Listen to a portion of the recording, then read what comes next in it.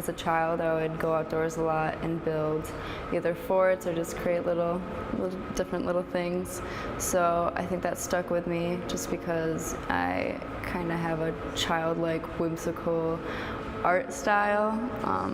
Most people kind of see it as twigs and dirt, but for me, I think it's kind of me appreciating nature and bringing in those little details into kind of a gallery space.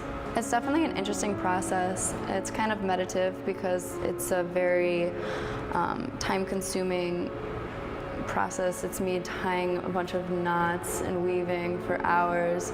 So I kind of get in a different headspace where I just focus on exactly what I'm doing. I don't really think about anything else. So in a way it's very relaxing, and it kind of just gives me a meditative state of mind. I think it's very important that I kind of focus on what I'm using, my impact, and it just doesn't feel right to use artificial material. I just really respect nature, and I want to share that respect with other people so that maybe they get the same sense of appreciation.